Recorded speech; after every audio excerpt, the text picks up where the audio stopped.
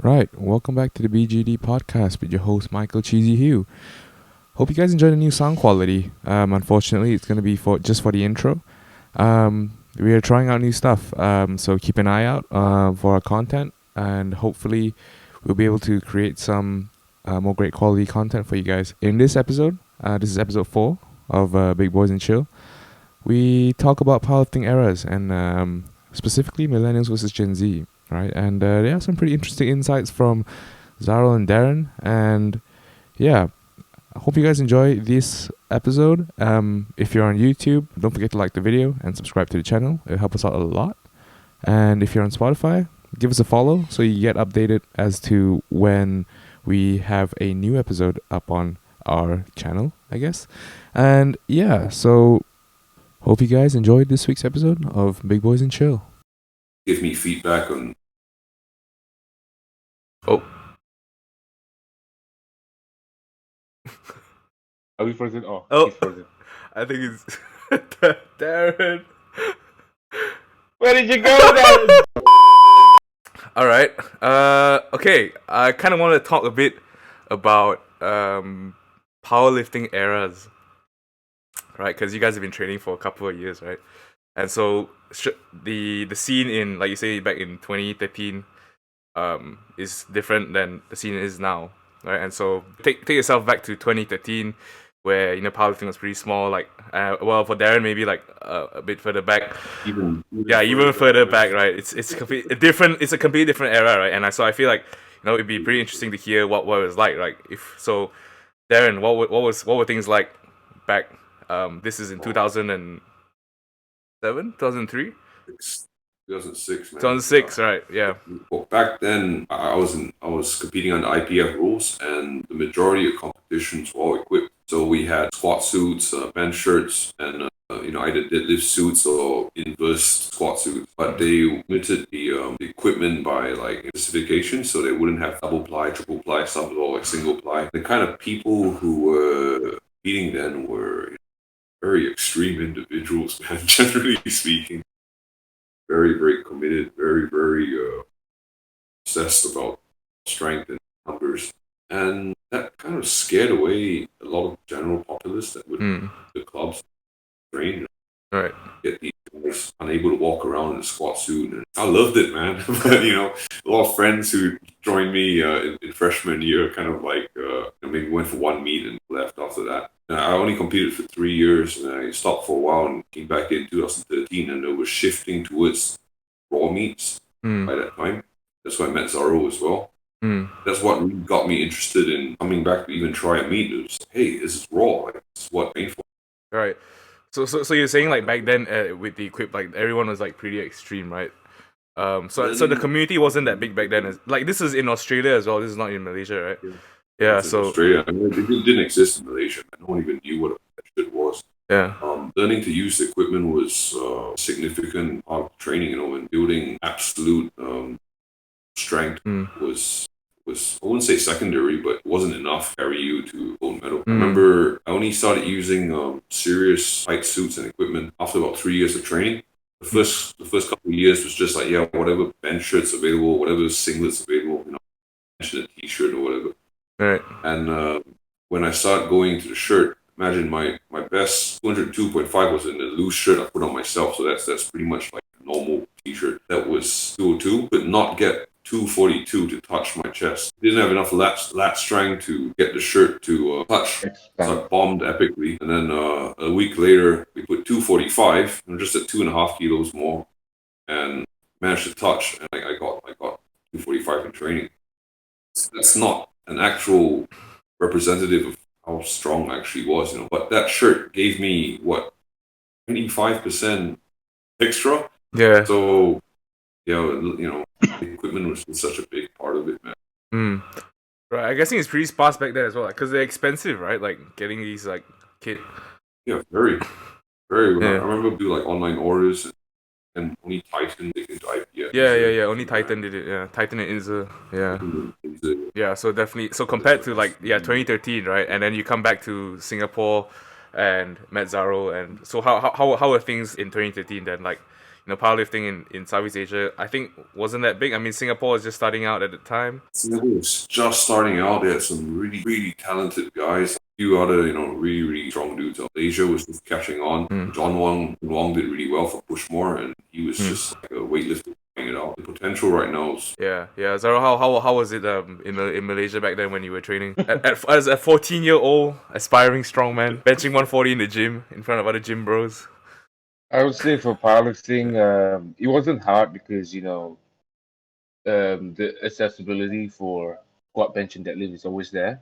But for strongman, it's always hard, even up till now, because you need a lot of equipment, and some days you need to rent vehicles to pull those kind of things, which can be very pricey. Yeah. Equipment wise, let alone everything, a piece of lock would cost you about almost 2,000 ringgit, Right. which I still don't have one yet. Yeah. So I just make do. I just play around it and Yeah. just work on two similar things, simulations and those kind of things. But when I first started, actually I got kicked out from a few different gyms because of heavy lifting when I was younger. Oh, okay. Well, was this because they couldn't handle you, or was it like? Yeah, they couldn't handle the the slamming and everything, this and that. It's understandable. I mean, now that I'm much older, I understood why. But looking back at it, I would say current generation, this current era, all the lifters are very fortunate because they have different platforms for powerlifting, different records. They can choose. There's options for them to choose. Oh, I want to compete in this. I want to compete in that because my friends compete there. Or I want to compete in this federation because no one goes there. It's a free community now, and most gyms have decent squat racks, decent barbells, and even calibrated plates. Back then, no man. If you hit the max weight, like the bar could fit, that's it. You got to find a way. Because at one point, when I was, I think when I was 17 years old, I was pulling like 274 5, and I hit 300. And then after that, past that, I had to think of I should get some, straps or whatever so I can tie the weights around whatever that I'm gonna, the barbell. Yeah. So I would say back then it was hard. It's always hard, and I wish I was born in this generation because there's a lot of records that I could have broken. But then again, being part of the community is a pretty awesome thing. I would rather say I would say I'm one of the pioneers in the powerlifting because I noticed the growth and everything. Yeah. Yeah, hopefully, I mean, we have a lot of talented kids, youth, athletes. But I've been seeing a lot of I'd rather say a cycle or a pattern where they compete for 2 or 3 years because of the hype, the IGs and everything. Everyone's competing. Oh, I should join powerlifting too because I'm not doing any sports. Okay, 2 or 3 years down the road, they quit. So, when I go for meets or whatever, I can see and I can tell who's going to quit and who's not going to quit because of, the way they treat powerlifting. If I treated powerlifting that way since, I first started, I wouldn't be here today talking to you guys. But yeah, this is just a piece of advice. Powerlifting is not a sport where you hit certain numbers and you don't want to go further. It's all about going further and further. You want to set the benchmark. You want to set the bar really high so no one can touch it. Yeah. Yeah, I think that's a really good mindset going to powerlifting, right? Yeah, and that's interesting with the whole cycle thing as well. Like, yeah. And I have to agree with Darren when it comes to back then the mentality is very different. Like, I mean, I'm not that much older compared to the kids these days, but I have the mentality. Like, like when we speak on WhatsApp or whatever, I always have that mindset of I can't do this, I can't do that, so I have to do more of it. You get what I mean? It's those kind of things. You don't get enough. You don't get enough. Like, unlike today, oh, I don't feel good today. Let's just keep gym. No, I don't do that. I'm one of those motherfuckers who just Yeah. oh, I feel like shit, so I should hit more. Yeah. Kind of thing. Yeah, it's the whole mentality to it training. Yeah, exactly. It's the mentality. It's part of building the mentality, the mindset. Like, let's be honest. On good days, most guys would want to hit more weight, right? I'm supposed to do 250, but I feel good today, so maybe I should hit 260 or 270. But why is it on bad days you don't want to force yourself to hit whatever you're supposed to? Oh no, today I feel a bit off, so I should hit slightly lower than what I supposed to. No, it doesn't work that way.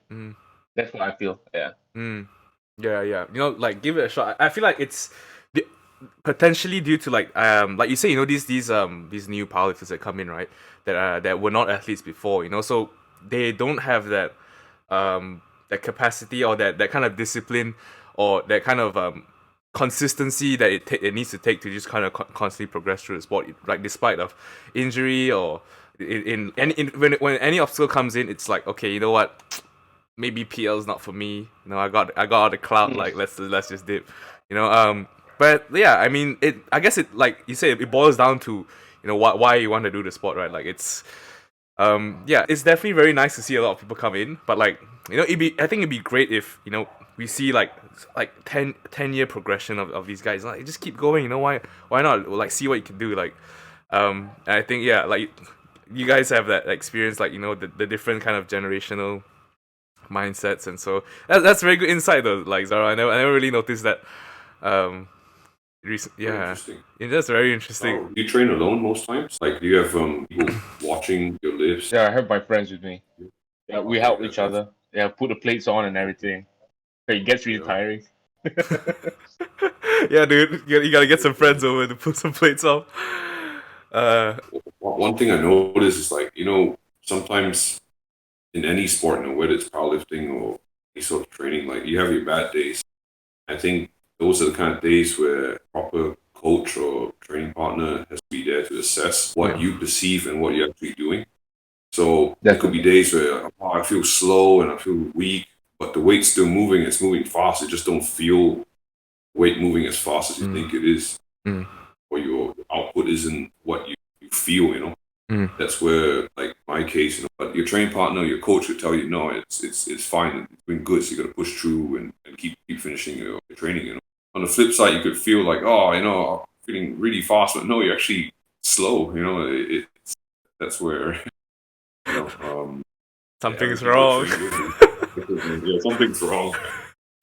Yeah. I think that having a training partner definitely helps. Like, to you know, to score off those bad days, right? And to just kind of give you like a reality check, a second opinion.